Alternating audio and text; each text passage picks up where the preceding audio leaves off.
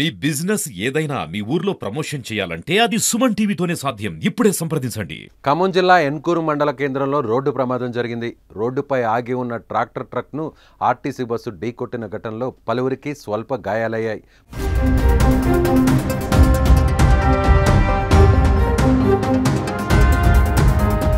భద్రాచలం నుంచి మియాపూర్ వెళ్తున్న లహరీ బస్సు ఎన్కూరు మండలం గార్లు ఒడ్డు గ్రామ సమీపంలోని రోడ్డు పక్కన నిలిపి ఉన్న ట్రాక్టర్ ట్రక్కును వేగంగా వచ్చి ఢీకొట్టింది. ఎదురుగా వస్తున్న వాహనాన్ని తప్పించబోయే క్రమంలో ఈ ప్రమాదం జరిగినట్లు తెలుస్తోంది. ప్రమాదం జరిగే సమయంలో బస్సులో 17 మంది ప్రయాణికులున్నారు.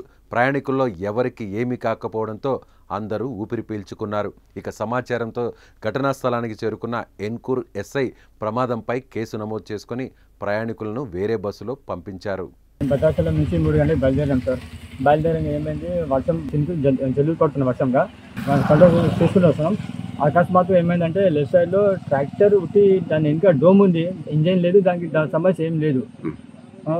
మా డ్రైవర్ ఏమో ఒక మంచిగా 50-60 స్పీడ్లో వస్తున్నాడు.